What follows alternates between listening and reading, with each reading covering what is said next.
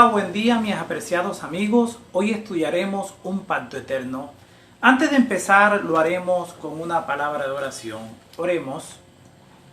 Padre Santo y poderoso Dios, gracias, oh Señor, por este momento. Ayúdanos que el Espíritu Santo, Señor, nos ilumine y podamos entender tu palabra. En el nombre de Jesús. Amén. El versículo de memoria lo encontramos en Génesis, capítulo 17, versículo 7. Dice la palabra de Dios: y estableceré mi pacto entre mí y ti, y tu descendencia después de ti en sus generaciones por pacto perpetuo, para ser tu Dios y el de tu descendencia después de ti. Dios es un Dios de pactos, el hombre desobedeciendo a cada momento, pero por otro lado vemos a un Dios buscando, llamando y cuidando al hombre para que no se separe por completo de él. Eso es amor verdadero. Un amor que solo puede brindar Dios. No importa en la miseria que hayas caído, Él siempre estará a tu lado como tu amante protector. Aunque el mundo se sumergía en un diluvio, Dios se detenía a mirar a la raza humana con ojos de dolor, al ver cómo se hundían en el abismo por despreciar su palabra de amor transmitida a través de Noé durante 120 años. Dios no era el culpable de esa decadencia humana. Fueron las decisiones de cada ser humano al despreciar la gracia divina lo que los llevó a la perdición eterna bajo este mundo lleno de pecado. Llamó a su amigo Abraham y a través de este siervo confirmó un pueblo para que llevara su luz en la faz de toda la tierra y al mismo tiempo brindar la salvación. Por lo tanto, Dios hace un pacto con Abraham y su descendencia. Dios estableció una señal para el pacto con Abraham: la circuncisión. ¿Por qué Dios determinó esto? Vamos a mirar como primera medida para distinguir la descendencia de Abraham y la descendencia de los gentiles. Segundo, para perpetuar el pacto de Jehová por todas las generaciones. Tercero, para distinguir un pueblo santo delante de Dios. Cuarto, para tener un pueblo moralmente espiritual. Quinto, para representar la justificación por la fe. Sexto, para una simbología de la circuncisión del corazón. Y séptimo, para prefigurar el rito del bautismo. Por otro lado, debemos anotar que la señal del arco iris se verá hasta el fin del mundo. La señal de la circuncisión, no ahora el elemento clave para la salvación, es la fe por medio de Jesucristo, lo cual conduce a una vida nueva y de obediencia única y exclusivamente a Dios. Leamos Génesis, capítulo 15, versículo 7. Dice la palabra de Dios: y le dijo: yo soy Jehová, que te saqué de Ur de los Caldeos para darte a heredar esta tierra. Yo soy Jehová. Entre Génesis capítulo 15, versículo 6 y Génesis capítulo 15, versículo 7, tiene que haber habido un lapso de longitud indeterminada. La nueva revelación se realiza durante el día, indudablemente hacia el fin del día, al paso que la primera visión se había realizado durante la noche. Génesis capítulo 15, versículo 5. Esto puede haber ocurrido al día siguiente, o posiblemente después. No se describen las circunstancias iniciales de la nueva revelación. Para darte a heredar esta tierra, eso lo manifiesta el mismo Dios.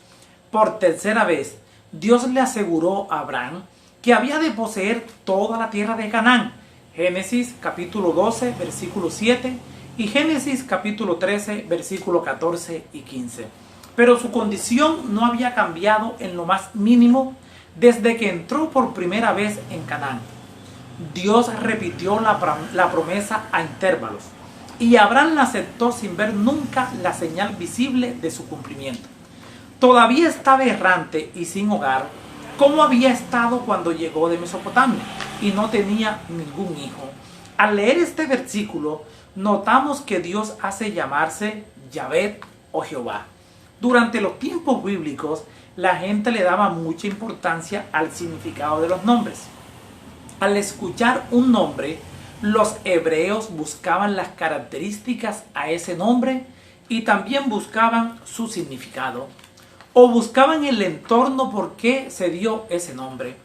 Cuando Dios aparece a Abraham, se da a conocer como Yahvé. Este nombre Yahvé aparece en el Antiguo Testamento alrededor de 6.828 veces y tiene múltiples significados. Puede significar el eterno, el existente o el que vive eternamente. Señala a Dios como el Dios vivo, la fuente de la vida. Dios en toda su esencia es vivo y poderoso.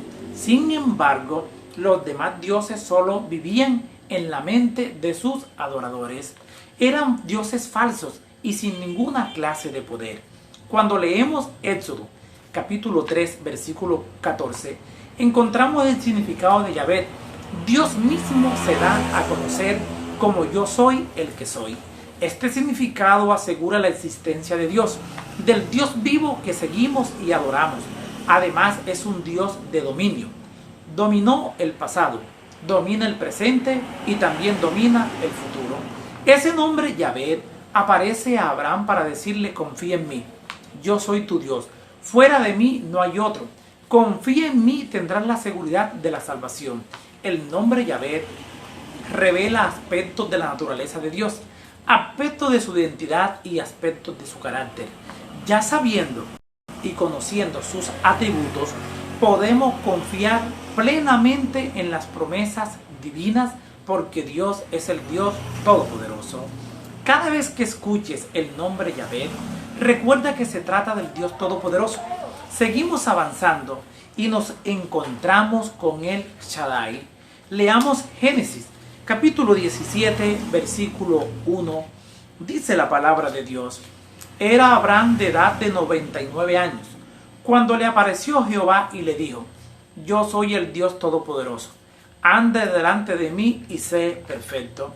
Era Abraham de edad de 99 años, habían pasado cerca de 13 años desde el nacimiento de Ismael. Génesis capítulo 16, versículo 16. Antes de que Dios se revelara otra vez a Abraham, durante los 11 años anteriores, Dios se le había aparecido por lo menos 4 veces. En Génesis capítulo 1, versículo 1. En Génesis capítulo 12, versículo 7. En Génesis capítulo 13, versículo 14. Y en Génesis capítulo 15, versículo 1. La larga demora de parte de Dios de aparecerse otra vez a Abraham tenía probablemente un propósito. Quizá era un castigo corrector de la impaciencia de Abraham al no esperar que Dios realizara las cosas en su debido tiempo y en su debida forma. ¿No soy yo el Dios Todopoderoso? Este nombre de Dios, el Shaddai, se encuentra únicamente en los libros de Génesis y el libro de Job. 6 veces en el libro de Génesis y 31 veces en el libro de Job. Esta es una de las muchas indicaciones de que el autor de ambos libros fue la misma persona, es decir, el profeta Moisés. El origen y significado de la palabra Shaddai es el Todopoderoso. Con toda probabilidad es la más aproximadamente correcta. Este nombre fue bien elegido en vista de la nueva promesa que Dios estaba por hacerle a Abraham.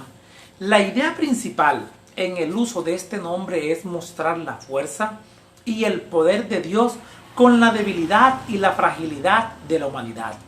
Habían pasado cerca de 24 años desde que Abraham entró en la tierra de Canaán. Durante los primeros 10 años, Dios le había prometido repetidas veces un hijo a Abraham, hasta que éste tomó las cosas en sus propias manos. Se unió con Agar y engendró a Ismael. Desde el nacimiento de Ismael no se registra que hubiera recibido ninguna otra revelación divina, y parece que Abraham pensaba que Ismael era el cumplimiento de las promesas de Dios. Eso lo encontramos en Génesis capítulo 17, versículo 17 y versículo 18. Estando listo ahora para renovar su promesa a Abraham, Dios lo encontró algo escéptico. Por esta razón Dios se presentó como el Dios Todopoderoso, para el cual nada sería imposible, sin importar cuán difícil pareciera a los hombres. Anda delante de mí, Durante 13 años Abraham no había andado plenamente delante de Dios. De ahí la orden de que lo hiciera. Abraham había de caminar como si fuera en la misma senda de Dios, consciente de la vigilancia divina y solícito de la aprobación del cielo, no detrás de Dios, como consciente de sus propios errores, pero deseoso de evitar ser observado. De los primeros patriarcas se dijo que caminaron con Dios, al paso que a Abraham se le pidió que caminara delante de Dios. Esto sugiere un grado menos de completa comunión con Dios y puede haber implicado el desagrado de Dios por la falta de fe de Abraham al unirse con Agar. Sé perfecto, le dice Dios. Así como la justicia recibida por la fe, es decir, la justificación, era necesaria para el establecimiento del pacto, así también un intachable caminar delante de Dios, es decir, que Abraham debía caminar delante de Dios con los principios que regía la voluntad divina, la santificación. Se necesitaba para que se mantuviera firme delante de Él. Esta exhortación quizá haya sido una velada referencia al hecho de que la vida pasada de Abraham no había sido enteramente intachable. Dios quería que Abraham entendiera que la realización final de la promesa divina requería estar más completamente a la altura de la excelsa norma de pureza y santidad de Dios. Abraham fue llamado a una experiencia más elevada que la que hasta entonces había conocido.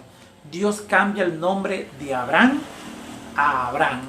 Leamos Génesis, capítulo 17, versículos 4 y 5. Dice la palabra de Dios: He aquí mi pacto es contigo, y serás padre de muchedumbre de gentes. Y no se llamará más tu nombre Abraham, sino que será tu nombre Abraham, porque te he puesto por padre de muchedumbre de gentes. Dios le dice a Abraham: en lo que a mí respecta, yo sigo dispuesto a cumplir el pacto de hace muchos años atrás. Serás padre de muchedumbre de gentes. Esta predicción iba a tener un doble cumplimiento. En primer lugar, se refería a las numerosas tribus que harían remontar su genealogía hasta Abraham, es decir, los árabes ismaelitas, los madianitas y otras tribus arábicas descendientes de Cetura. Génesis capítulo 25 versículo 1 al 4. Y los edomitas, tanto como los israelitas, todos fueron descendientes de Abraham. Sin embargo, en un sentido más amplio, esta promesa se refería a los innumerables descendientes espirituales que pretenderían tener a Abraham como a su padre. Lo encontramos en Gálatas capítulo 3, versículo 29. Dios dice: será tu nombre Abraham. Abraham fue el primero de varios hombres cuyos nombres cambió Dios. Los nombres eran de una importancia mucho mayor para los antiguos de lo que son para nosotros hoy. Todos los nombres semíticos tienen un significado y generalmente consisten en una frase o sentimiento que expresa un deseo o quizá gratitud de parte de los padres. En vista de la importancia que la gente daba a los nombres, Dios cambió los nombres de ciertos hombres para hacerlos armonizar con sus experiencias pasadas o futuras. Abraham, que significa Padre enaltecido, no aparece en esta forma en ninguna otra parte de la Biblia, pero se lo encuentra bajo la forma Abirán, que significa mi Padre es enaltecido. Por lo tanto, el nombre Abraham podría traducirse Padre de un gran número, lo que concuerda con la explicación que Dios dio al patriarca después de cambiarle su nombre. Te he puesto por padre de muchedumbres de gentes. Dios solo cambió el nombre de Abraham a Abraham. También podemos encontrar en la Biblia varios ejemplos prácticos, como en Génesis capítulo 32, versículo 28, dice la palabra de Dios: y el varón le dijo: no se dirá más tu nombre Jacob, sino Israel, porque has luchado con Dios y con los hombres y has vencido.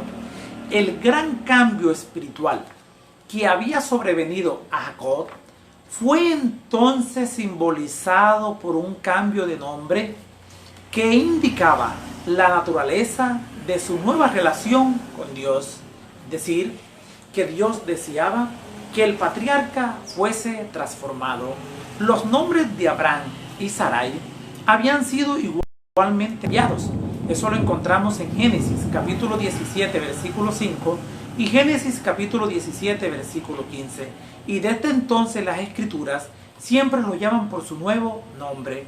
Pero en la historia posterior de Jacob, sus nombres viejo y nuevo se usan más o menos indistintivamente. Israel, el nombre nuevo de Jacob, llegó a ser el nombre de la nación que salió de su cuerpo. Para él, el cambio de nombre, como el cambio de su carácter, fue mucho más significativo que lo que del nombre de ellos había sido para sus abuelos. Representó su transformación de un engañador, es decir, de un hombre usurpador en un vencedor de Dios. El nuevo nombre, ostensiblemente una promesa de victoria física, habría de ser un recordativo perpetuo de la completa renovación espiritual que se había efectuado. Jacob, en cuanto al significado del nombre Jacob, en que toma por el calcañar o engañador, sino Israel, una combinación de lucha, de fuerza. Dios cambiaba el nombre para influir en la persona de tal manera que actuara de la forma al significado de su nombre. Dios cambia el nombre de Abraham para que recuerde que él va a ser el padre de muchos y crea que Dios le va a cumplir la promesa. Porque para Abraham esta promesa no llegaría, ya que él tenía 99 años de edad y casado con una anciana estéril. Amigo, cuando veas que tu mundo se cae a pedazos, cuando veas que estás hundido en las tinieblas de esta vida, cuando ves que los amigos se separan de ti y te traicionan, cuando ves que tu mundo se hunde, confía en Dios, que Él te dará la victoria. Si lo hizo con Abraham, también lo hará contigo. Veamos la forma en que Dios establece su pacto con Abraham. Leamos Génesis, capítulo 12, versículos 1 y 2. Dice la palabra de Dios: pero Jehová había dicho a Abraham: vete de tu tierra y de tu parentela y de la casa de tu padre a la tierra que te mostraré. Y haré de ti una nación grande, y te bendeciré, y engrandeceré tu nombre, y serás bendición. Dios hace tres cosas con Abraham. Número 1, Dios se acercó a Abraham. Número 2, Dios le dio una orden divina. Y número 3, Dios le hizo una promesa. Dios escogió a Abraham para que vea la humanidad que Dios está lleno de gracia. Dios desea que Abraham confíe completamente en Él. Y Dios promete algo para toda la raza humana. Dios hace los mismos pasos cuando desea hacer un pacto con Abraham. Él le apareció varias veces y siempre siguió el mismo modelo. En Génesis capítulo 15 hizo lo mismo. Dios se acercó a Abraham. Dios lo llama a la obediencia. Y por último le ofrece una promesa divina. Cuando leemos Génesis capítulo 17, vamos a encontrar que Dios le dice: anda delante de mí y sé perfecto. Y le promete mucha descendencia. Cuando Dios hace esto, tiene en mente el deseo de salvar a la raza humana, incluidos los judíos y los gentiles. Cuando leemos el Nuevo Testamento, encontramos que los verdaderos hijos de Dios son los que tienen la fe de Abraham y confían en Jesús. Así, de esta manera, el deseo de Dios era salvar a la mayor cantidad de gente, independientemente de qué nación o pueblo pertenecían. Si tú te sientes lejos de Dios, si tú te sientes que ya has cometido demasiados pecados, sin esperanza, acércate a Jesús, que Él te cobija debajo de sus brazos de amor. Leamos Génesis, capítulo 18, versículo 19. Dice la palabra de Dios: porque yo sé que mandará a sus hijos y a su casa después de sí, que guarden el camino de Jehová, haciendo justicia y juicio, para que haga venir Jehová sobre Abraham lo que ha hablado acerca de él. podía confiarse en Abraham. No traicionaría a Dios. Feliz elogio para el anciano patriarca. Es decir, que Dios confió esta promesa en los hombros de Abraham. El leal desempeño de su tarea, divinamente señalada, requería que compartiera el conocimiento de los propósitos de Dios. La posteridad de Abraham también debía comprender, a fin de que no compartiera el destino de Sodoma y Gomorra. Iba a ser el deber de Abraham transmitir a las generaciones futuras lo que sabía de los procedimientos de Dios con la raza humana. La ley moral y ceremonial de Dios también eran parte de la herencia sagrada que había de transmitir a las generaciones venideras. No solo oró Abraham con su familia y delante de su familia, sino que intercedió por ella como sacerdote, práctica seguida por otros patriarcas y santos hombres de la antigüedad. Es decir, que Abraham estuvo dispuesto a transmitir los conocimientos de verdad a toda aquella descendencia después de él. Como profeta instruía a su familia, tanto en la teoría como en el ejercicio de la religión, poniendo énfasis en las virtudes prácticas. Enseñaba a su familia no solo a conocer estas cosas, sino también a hacerlas, siendo esposo, padre y supervisor benévolo. Daba una dirección positiva a la vida social y religiosa de numerosa familia. Dios podía confiar en Abraham porque él mandaría a su familia, no mediante métodos dictatoriales, sino por un precepto claro y un ejemplo consecuente. En la educación de los hijos, cada palabra, mirada y acto tienen su efecto. En muchos hogares se enseña muy poco por la instrucción o el ejemplo. Los padres son responsables por la sagrada misión de educar a sus hijos y por lo tanto deberían combinar la firmeza con el amor como lo hizo Abraham.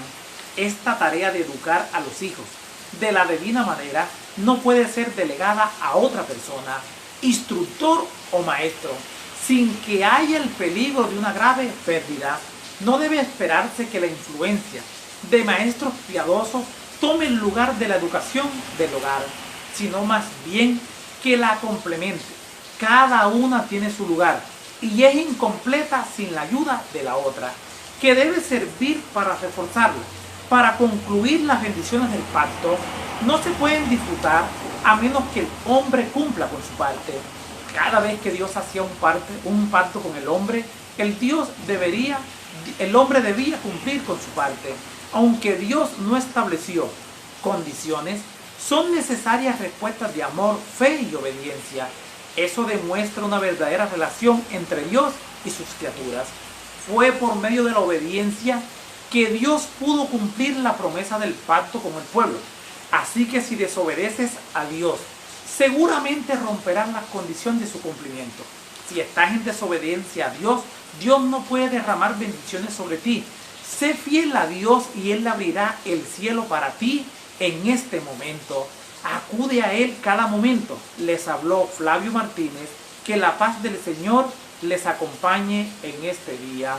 Lluvias de bendiciones.